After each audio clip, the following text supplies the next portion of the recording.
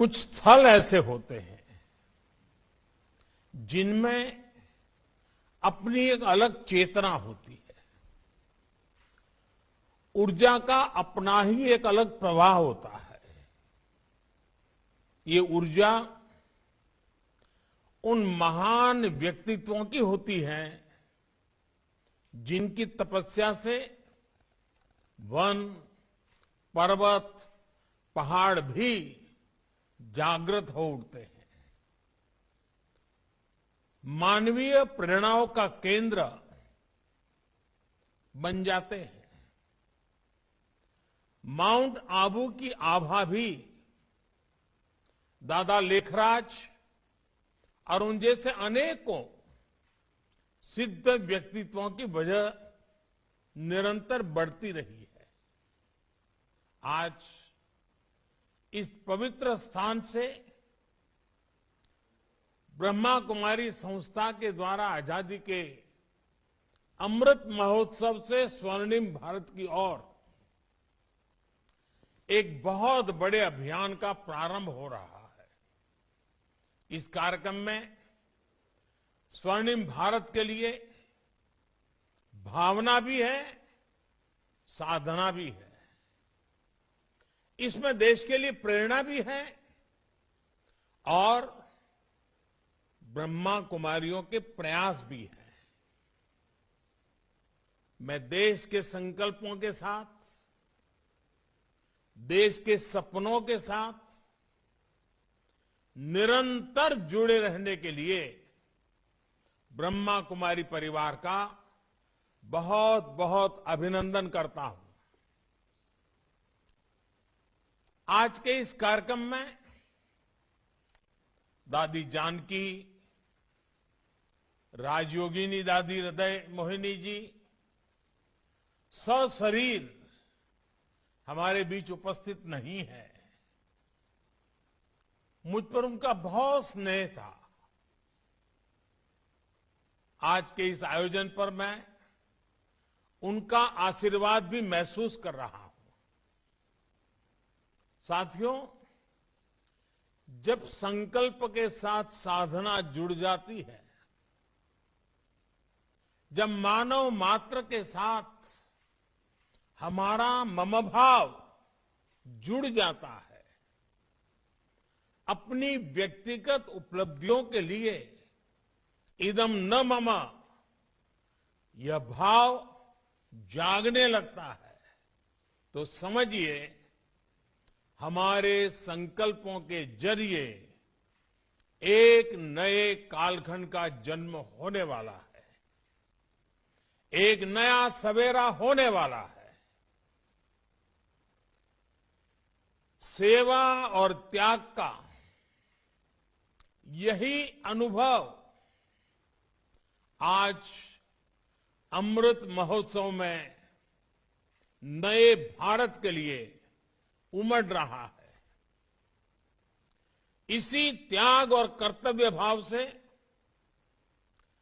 करोड़ों देशवासी आज स्वर्णिम भारत की नींव रख रहे हैं। हमारे और राष्ट्र के सपने अलग अलग नहीं है। हमारी निजी और राष्ट्रीय सफलताएं अलग अलग नहीं है। राष्ट्र की प्रगति में ही हमारी प्रगति है। हमसे ही राष्ट्र का अस्तित्व है और राष्ट्र से ही हमारा अस्तित्व है। ये भाव, ये बोध नए भारत के निर्माण में हम भारतवासियों की सबसे बड़ी ताकत बन रहा है। आज देश जो कुछ कर रहा है उसमें सबका प्रयास शामिल है। सबका साथ, सबका विकास, सबका विश्वास। आज एक और बात, सबका प्रयास। ये सब देश का मूल मंत्र बन रहा है। आज हम एक ऐसी व्यवस्था बना रहे हैं जिसमें भेदभाव की कोई जगह न हो। एक ऐसा समाज बना रहे हैं जो समानता और सामाजिक न्याय की बुनियाद पर मजबूती से खड़ा हो। हम एक ऐसे भारत को उभरते देख रहे हैं जिसकी सोच और अप्रोच नई है, जिसके निर्णय प्रगतिशील हैं। साथियों, भारत की सबसे बड़ी ताकत यह है कि कैसा भी समय आए, कितना भी अंधेरा छाए, भारत अपने मूल स्वभाव को बनाए रखता है।